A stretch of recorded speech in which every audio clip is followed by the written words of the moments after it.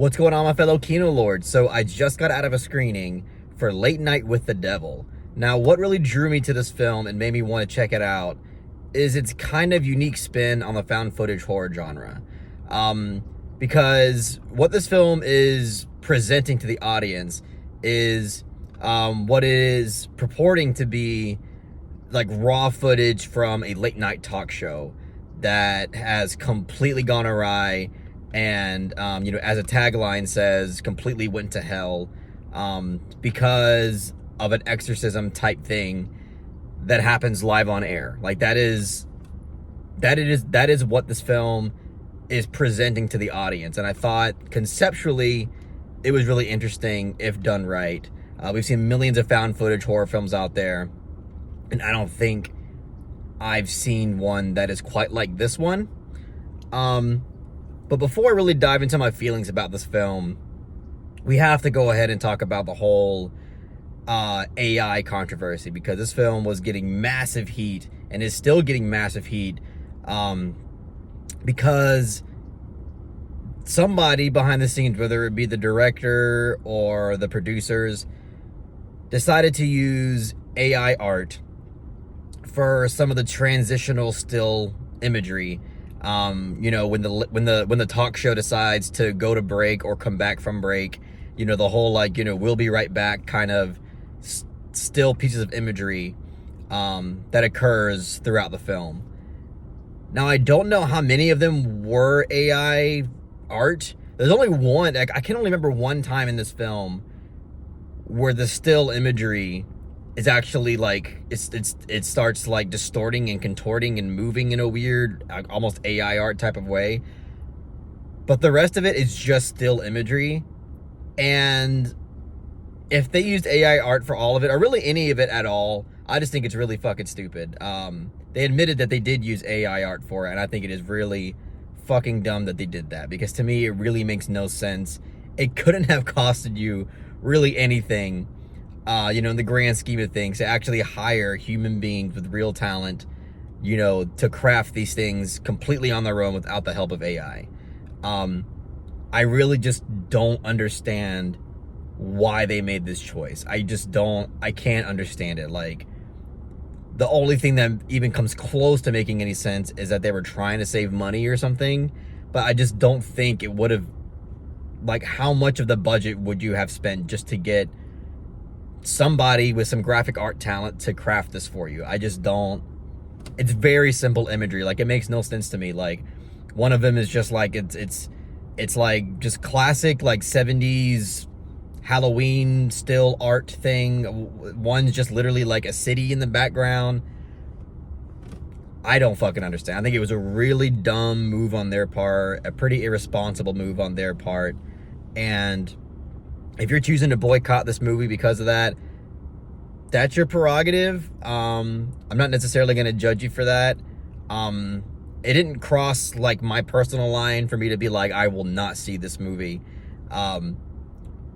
Because it is so minimal, it's incredibly minimal, and there's just so many people that worked so hard to make this film come to life that for that little usage of AI art, I didn't find it justified in my own reasoning to just completely not check this movie out. But I do understand it's where is the line? If we support this film, it's a slippery slope, and we're basically sending a message that it's totally okay for filmmakers to keep using AI art, and then it's gonna progress into this horrible giant snowball effect to where it's just gonna keep getting worse and worse the more that we support these films. But really, all I gotta say to that is, one, first of all, I don't necessarily disagree. I think it is a valid point to make. But two, I do think that ultimately, for this to just not happen, is to have some serious regulation against AI art. Because I don't see, and again, this may just because I'm old-fashioned and I'm not progressing with the time and I'm not seeing the future of what AI art could bring to cinema, but I just don't see really much creative value and artistic value in using AI art for movies. Um, to me, like, tell me something that AI art can do that humans can't do, that you can't just pay a team of talented human beings to do. Um, I just don't, I don't see the value of putting it in there. It just seems like a really cheap way to make films cheaply and lazily while not having to pay actual people to get it done. So I would say, really, ultimately, I think there should just be some harsh regulations against AI art being used in the film industry. That ultimately, I feel like, is going to solve this problem on a more productive and like actual practical scale. And again, that's also can be a slippery slope thing. That can also be like, well, hey, are we censoring, the artists, creative freedom? That's a whole other conversation. But ultimately, I think that is probably the best solution to this issue. Anyway, that's all I really got to say on the whole AI art thing. I want to talk about this movie now.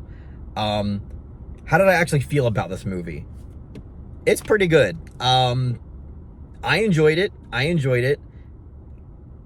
not in love with it. Like, I don't think that this is like the best thing ever. In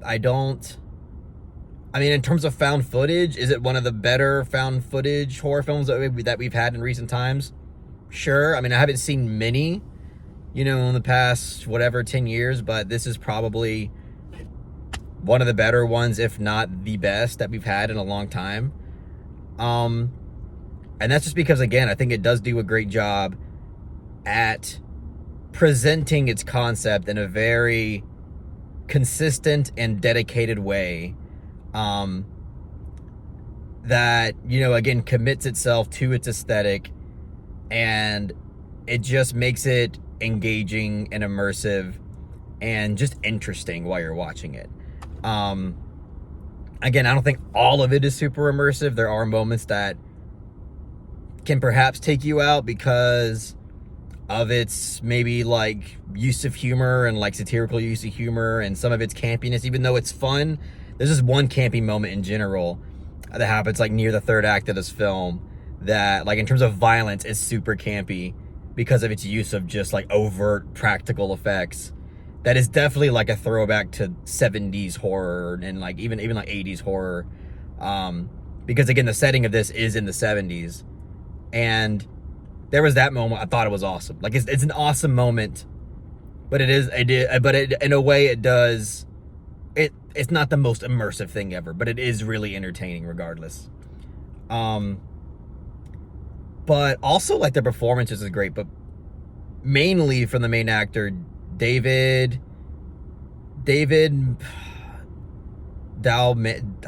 I can't remember his last name, but his first name is David, and I first knew of him from Prisoners.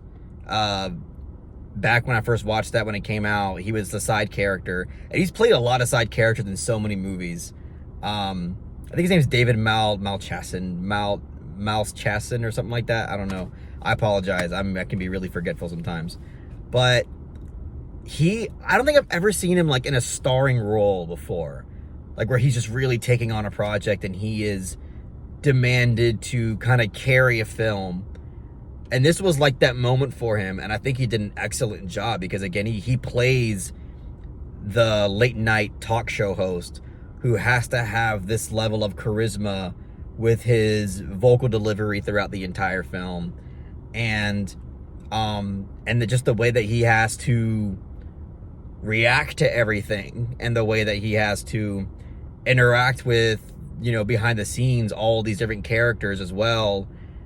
And the way that his character kind of morphs and changes and has these ups and downs in terms of motive. You can tell it was a demanding job for him, and I think he did an excellent job. And in a way, like, he does have to carry this movie, and I think he was great. Like, I really don't have any complaints about his performance. I thought he was great. Now, when it comes to the horror element of it, I think it built suspense really well. And what I like about this movie is that it takes its time.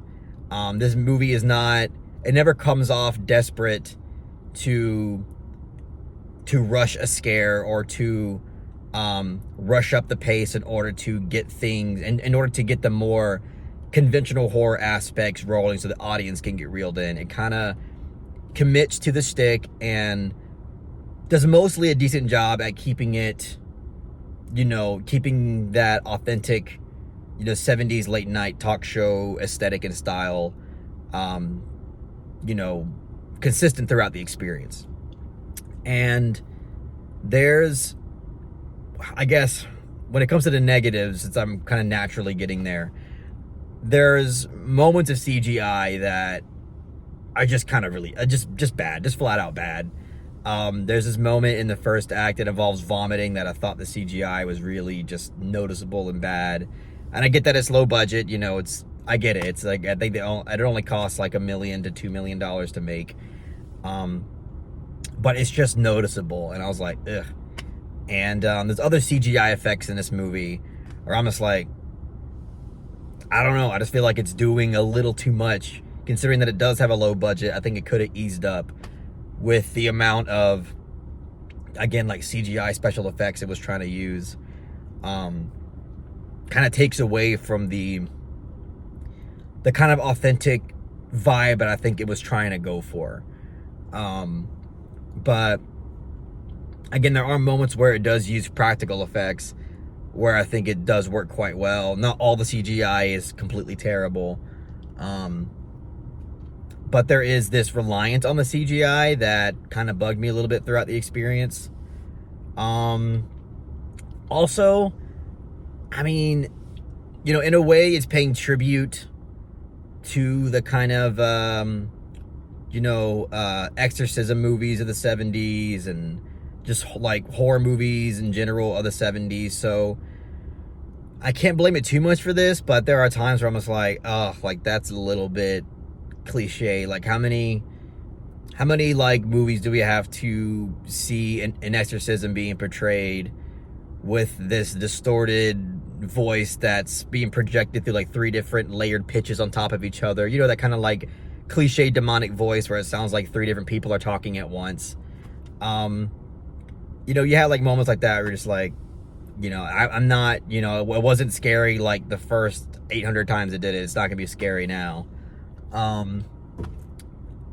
But overall, I do think that it does do a good job at keeping you engaged into the material. And I do think that it does do a good job at building up to a finale that is a little bit ballsy. It is a bit kind of ambitious with what it chooses to do in the climax and in the finale of the movie. It just kind of goes down this really surreal and nightmarish road where the audience is kind of kept in the dark about what exactly is going on here.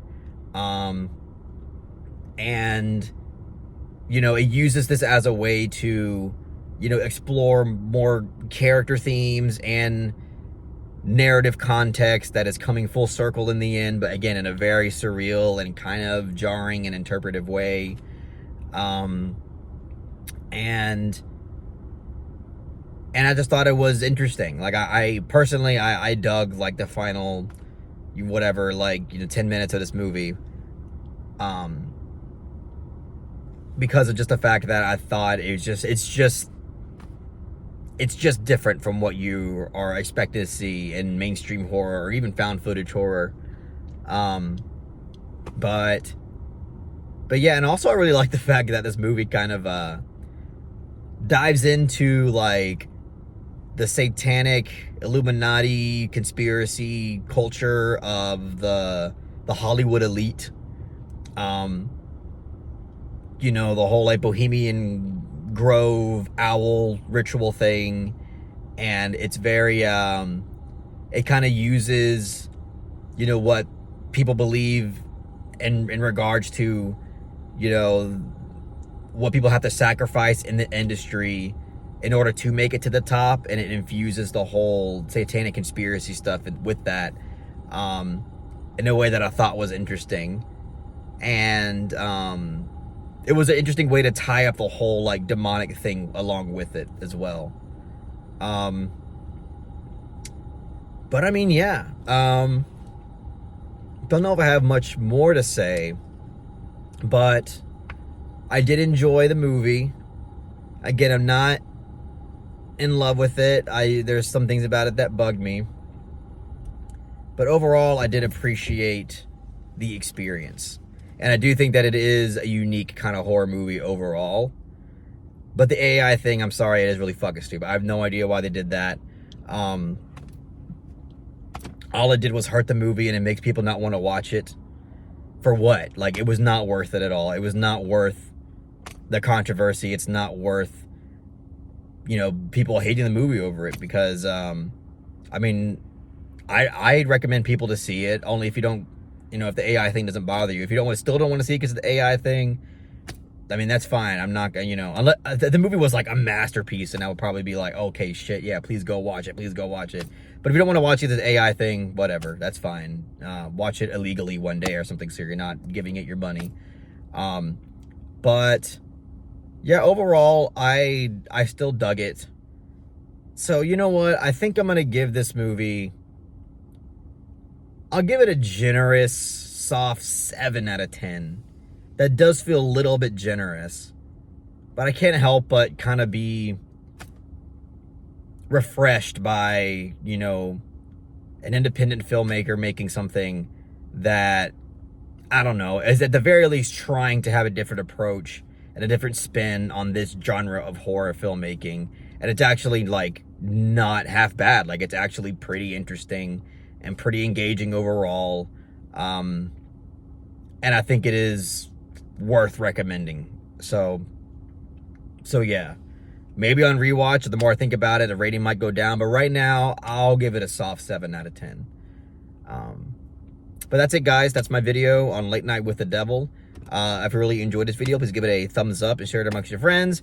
And don't forget to subscribe to the channel to be updated on more film-related content.